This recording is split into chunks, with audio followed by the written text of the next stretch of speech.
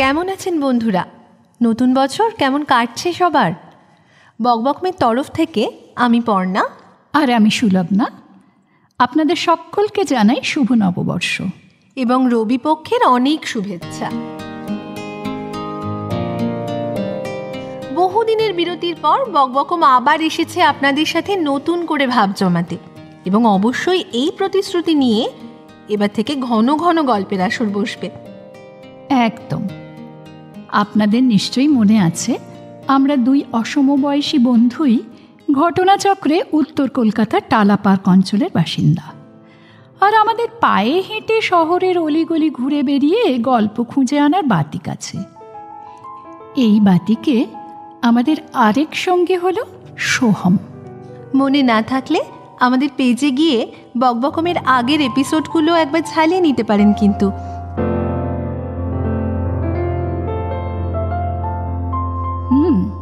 তা যা বলছিলাম, আমাদের এই টালা পার্ক এলাকার কাছাকাছি থাকার সুবাদে এই গোটা অঞ্চলটাই আমরা কিন্তু চষে ফেলেছি।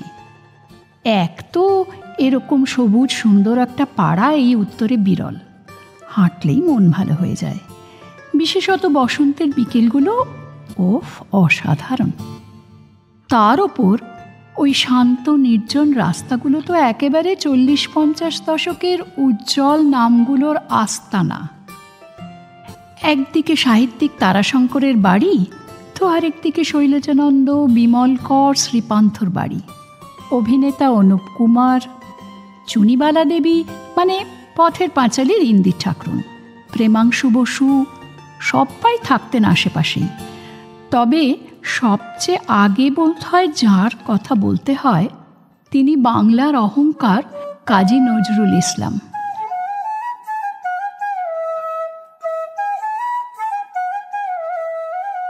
বাইশের এই টালা পার্ক অ্যাভিনিউ, যেটা এখন তারাশঙ্কর সরণি, সেখানেই থাকতেন নজরুল। আর এই তারাশঙ্কর সরণিরই 1 নম্বর বাড়িটাতে থাকতেন নয়, থাকেন এখনো বাচিক শিল্পের এক স্বনামধন্য দম্পতি, উর্মিমালা বসু, জগন্নাথ বসু।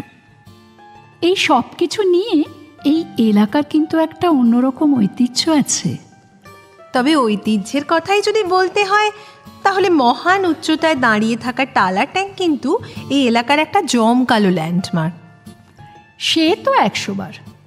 তা টালা ট্যাঙ্কের কথা যখন উঠলই, তখন 300 বছর আগের কলকাতা শহরটা একবার ফিরে দেখা যাক।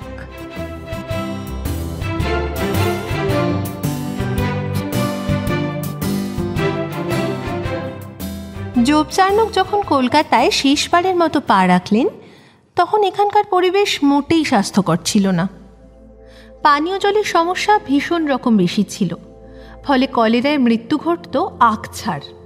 তার উপর ম্যালেরিয়া তো ছিলই, গোদের উপর বিষ ফোঁড়ার মতো। হুগলি নদীর জল তখন পানীয় জল হিসেবে ব্যবহার হতো। এছাড়া পানীয় জলের জন্য আর মাত্র 17টা পুকুর ছিল। কিন্তু এই পুকুরগুলোর পানীয় জলও যে খুব একটা নিরাপদ ছিল এমনটা কিন্তু নয়, কারণ এই জলেই স্থানীয় মানুষদের কাপড় কাচা, শৌচকার্য সবই হতো। স্বাভাবিকভাবেই এই জল ইংরেজদের কাছে পানীয় জল হিসেবে গ্রাহ্য হতো না। তাই 1709 নাগাদ ইংরেজরা ডালহৌসি স্কোয়ারের কাছে লাল দিঘি, সেটাকে নতুন করে খনন করায়, এবং এই লাল দিঘির জল যাতে অন্য কোনো কাজে ব্যবহার না হয় সেদিকে কড়া নজর রাখে। এভাবে কাটল প্রায় 100 বছর লাল দিঘির জলের ওপরেই ভরসা করে।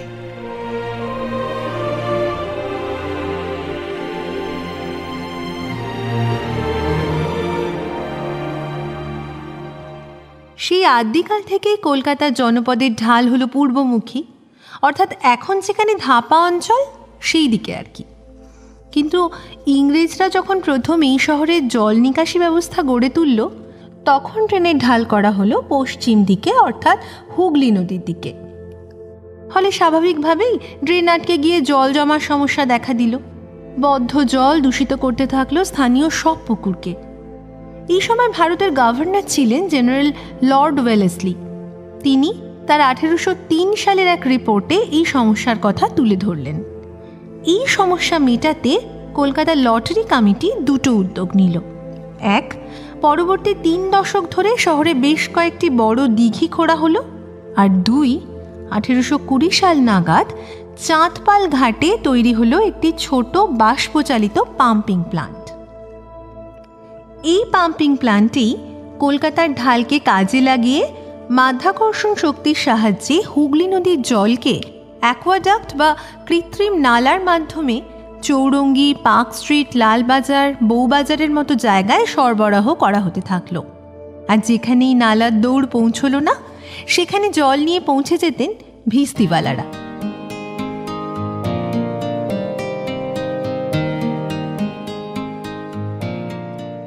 এভাবে তো বছর 40 কাটল। কিন্তু তারপর কলকাতায় দেখা দিল ভয়ানক এক কলেরার প্রকোপ, যেটা প্রায় মহামারীর আকার নেয়। এবারে ব্রিটিশ সরকারের টনক নড়ে।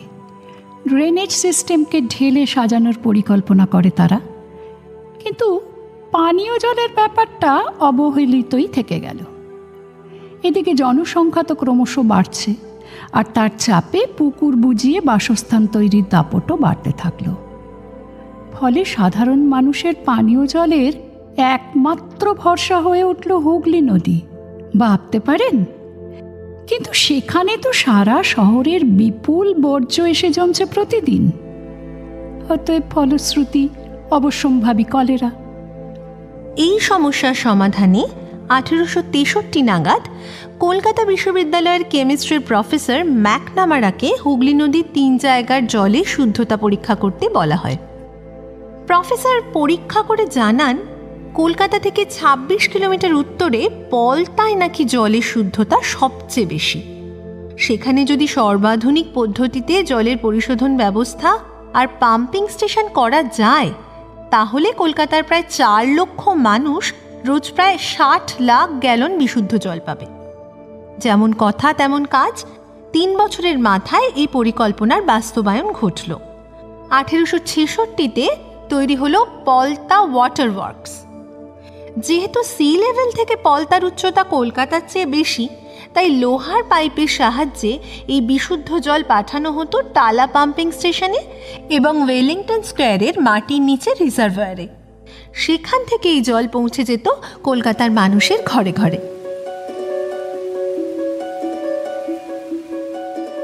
তবে 20 শতকের শুরুতে এসে কলকাতার ক্রমশ বাড়তে থাকা জনসংখ্যার চাপে তৎকালীন টালা এবং ওয়েলিংটন স্কোয়ারের রিজার্ভায়ারেও কিন্তু জলের চাহিদা সামাল দেওয়া যায় না।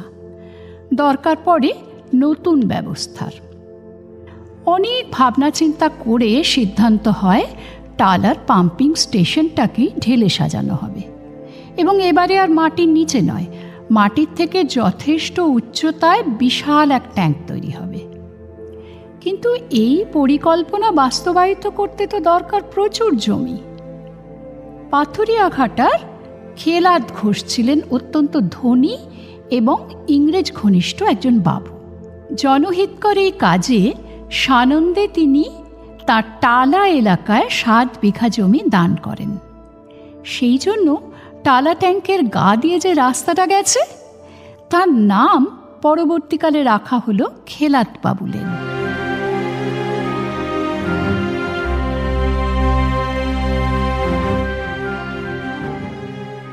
টালা ট্যাঙ্কের পরিকল্পনা করেছিলেন ক্যালকাটা কর্পোরেশনের অ্যাসিস্ট্যান্ট ইঞ্জিনিয়ার আর্থার পিয়ার্স, আর ট্যাঙ্কের নকশা আঁকেন চিফ ইঞ্জিনিয়ার WB ম্যাকাবে। 1909 সালের 18 নভেম্বর বাংলার লেফটেন্যান্ট গভর্নর স্যার এডওয়ার্ড বেকার এই ট্যাঙ্কের নির্মাণ কাজ শুরু করেন। তা কেমন ছিল সেই নকশা? সত্যজিৎ রায়ের জটায়ু স্টাইলে বলতে গেলে বলতে হয়, উচ্চতায় 120 ফুট, গভীরতায় 18 ফুট, আর জল ধারণ ক্ষমতা 40,000 টন। ভাবা যায়? এই ট্যাঙ্ক কিন্তু সত্যি সত্যি সিভিল ইঞ্জিনিয়ারিং আর মেটালার্জির এক অবিশ্বাস্য নিদর্শন। তা 1911 সালের 12 জানুয়ারি ট্যাঙ্ক নির্মাণের কাজ তো শেষ হয়ে গেল। ঠিক তার 5 মাস পর 16 মে টালা ট্যাঙ্ক অফিসিয়ালি যোগ দেয় জল সরবরাহ করার কাজে। কি আশ্চর্য সমাপতন, তাই না? আজও কিন্তু 16ই মে। বিশ্বের বৃহত্তম ওভারহেড ট্যাঙ্ক আজ 114তম বর্ষপূর্তি করল।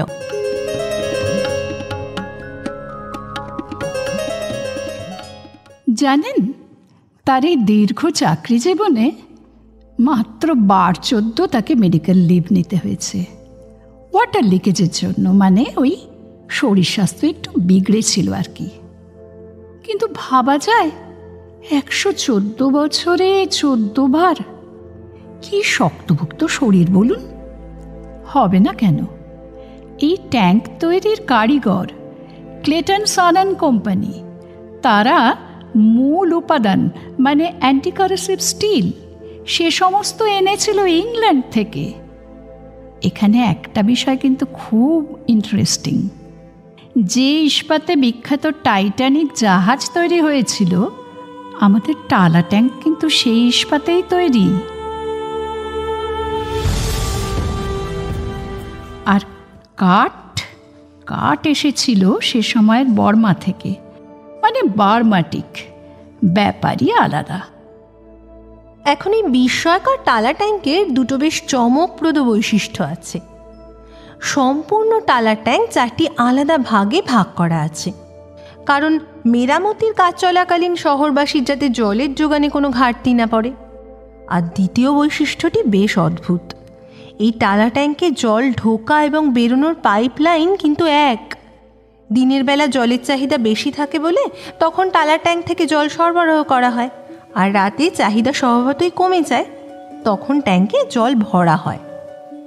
স্বয়ং ম্যাকাবে নকশাটাই এইভাবে করেন যাতে টালা ট্যাঙ্ক ব্যালেন্সার হিসেবে কাজ করতে পারে। এই কীর্তিমান টালা ট্যাঙ্কের বেশ কিছু বীরত্বের গল্প এবার বলি। 1934 সাল বিহারের পূর্ণিয়া জেলায় ভয়ঙ্কর ভূমিকম্প হয়। কলকাতায় তার ভালোই প্রভাব পড়ে, কিন্তু টালা ট্যাঙ্কের গায়ে আঁচড়ও লাগেনি।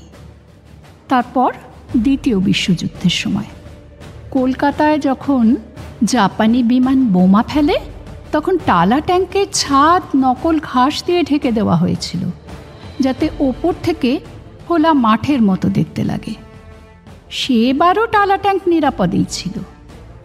এমনকি সাম্প্রতিককালের আয়লা আমফানের মতো ঘূর্ণিঝড়ও টালা ট্যাঙ্ক কিন্তু বীর দর্পে সহ্য করেছে। তা এত আঘাত সয়ে কেমন আছে বলুন তো আমাদের টালা ট্যাঙ্ক? কথায় বলে জলের অপর নাম জীবন। তাই উত্তর এবং দক্ষিণ কলকাতা মিলিয়ে প্রায় 50 লক্ষ মানুষকে জল সরবরাহ করছে যে জলাধার, কলকাতার লাইফ লাইন সেই টালা ট্যাঙ্ক বিশেষজ্ঞদের মতে আরও অন্তত 100 বছর তো দিব্য থাকবে। খুব সম্প্রতি 100 কোটি টাকা ব্যয়ে ব্রিজ রুফ অ্যান্ড কোম্পানির তত্ত্বাবধানে এই টালা ট্যাঙ্কের মেরামতির কাজ কিন্তু শেষ হয়েছে। তাহলে কলকাতার অন্যতম গুরুত্বপূর্ণ ল্যান্ডমার্ক টালা ট্যাঙ্কের জীবনকথা কেমন লাগলো আপনাদের? অবশ্যই জানান আমাদের কমেন্ট বক্স বা মেসেজ বক্সে। সত্যি সত্যি কথা দিচ্ছি, শিগগির ফিরব আরও অনেক গল্প নিয়ে। ততক্ষণ ভরসা রাখুন আর শুনতে থাকুন দুই বন্ধুর বকবক।